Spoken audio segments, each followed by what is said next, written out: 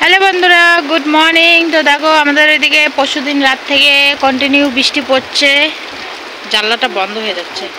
তো বৃষ্টি থামার কোনো নামগন্ধই নেই। কিভাবে যে চান ধান করি আর কিভাবে যে ঠাকুর পুজো দেই, কাজ বাজে বা কিভাবে করি তার কোনো কি বলবো, বৃষ্টি থামছেই না, কন্টিনিউ পড়তে আছে।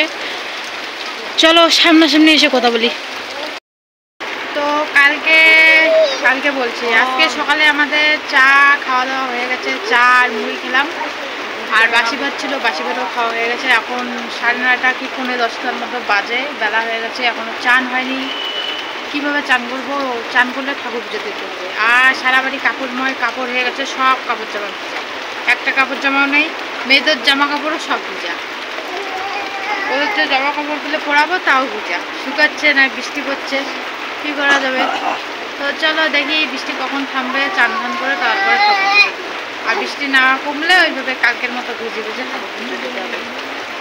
তো আমাদের থেকে এই যে গরু ছাগলগুলো, এদের বেশি কষ্ট হয়ে গেছে, কি খাবে না খাবে। দেখো পাতা পেরে এনে দিয়েছে, পাতা শেষ। দেখো ছাগলগুলো তো পাতা খায়, আর এই যে গরুটা দেখো ওইরকম করে দাঁড়িয়েছে, এদের বেশি কষ্ট হচ্ছে। দেখো বৃষ্টি আবার বাড়ছে, মানে কমছে আবার বাড়ছে, কমছে আবার বাড়ছে, এরকম। দেখো কি জল হয়ে গেছে আমাদের উঠানে। তো চলো ঘরে চলে আসলাম, এসে এই যে বিছানাটাকে এখন গুছিয়ে নিব। বিছানাটা গোছানো হয়নি, এই যে ছোট মেয়ে বসে আছে, ও খেলা করবে। বৃষ্টির দিন আর কোথায় যাবে, ঘরের মধ্যেই খেলা করছে। তো দেখো আমার বড় মেয়ের যে আনন্দ লেগেছে কি বলবো, এই বৃষ্টিতে ছাতা নিয়ে এই ঘর ওই ঘর এই ঘর এই ঘর করছে। ও তো বুঝছে না যে বৃষ্টিতে ভিজলে জ্বর হবে। আর এদিকে আমি ছোট মেয়েকে ঘুম পাঠিয়ে তারপরে দেখো চলে এসেছি চান করে ভিজা গায়ে ঠাকুর মুছতে। কারণ কালকে তো দেখেছিলে ঠাকুর পুজো দিতে দিতে আমার সমস্ত জামা কাপড় ভিজে গেছে।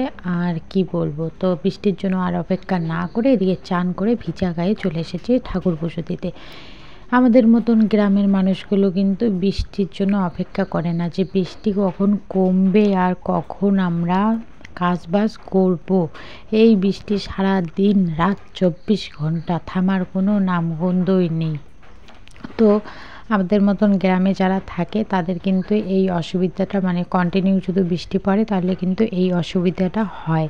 আর শহরে কি বলতো, ঘরের ভিতরে সব কিছু, বৃষ্টি হোক ঝড় হোক যে কোনো হয়ে যাক, ঘর থেকে বের হতে হয় না।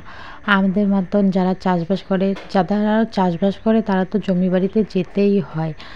আর যারা এই যে বাড়ির গৃহবধূ সংসারের কাজবাজ নিয়ে ব্যস্ত, তাদের তো এই যে এইভাবে ভিজে ভিজে কাজ করতে হয়। তো আমাদের কলের পাড় একখানে, ঠাকুর ঘর আর একখানে, রান্নাঘর আর একখানে, তারপরে শোয়ার ঘর আর একখানে, মানে এ ঘর ও ঘর করতে করতে কিন্তু জামা কাপড় ভিজে যায়।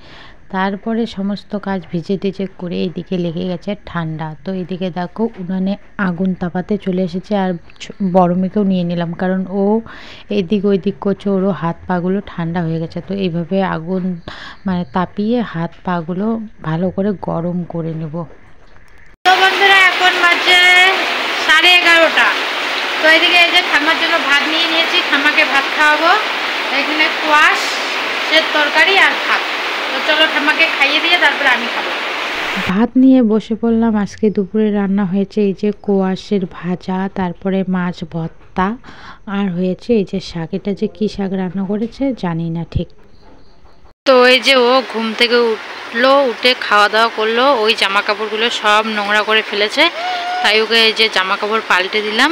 আর ও নতুন জামা পরে খুব খুশি, এটাও কিন্তু ও নতুন কিনা হয়েছিল ওই যে। আর এদিকে তো বৃষ্টি, জামা কাপড় শুকাচ্ছে না, আর এরা তো জামা কাপড় খুব নোংরা করছে, ভিজাচ্ছে। বড় মেয়ের তো ফুল প্যান্ট নেই, তার জন্য ওকে আর জামা কাপড় পাল্টে দিলাম না, ওর ওই জামা কাপড়ে পরা আছে।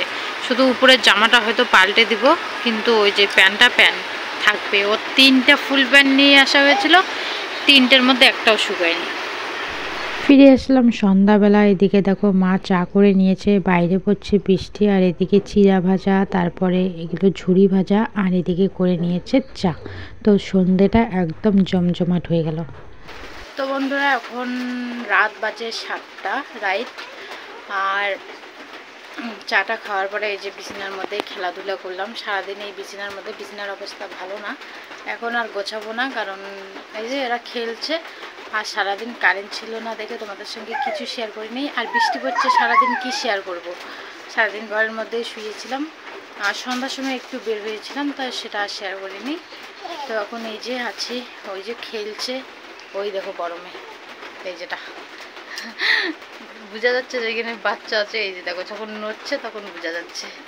তো ওইখানে খেলছে, ছোটও খেলছে, ওই যে ছোটো এখন নিচে নামলো। তা ভাবলাম যে তোমাদের সামনে আসি, তো চলো পরে আসবো। এখন ওরা এইভাবে খেলবে, ওদের সঙ্গে আমিও ওদেরকে খেলা দেবো। আর মা রান্না করছে, রাতের রান্না। তো চলো পরে আসি। আরো করো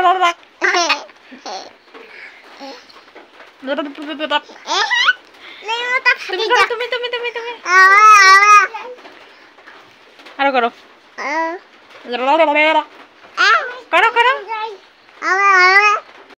তো দেখো ছোটো মেয়েকে ঘুম পাঠাবো, বিছানা করে নিয়েছি একদম।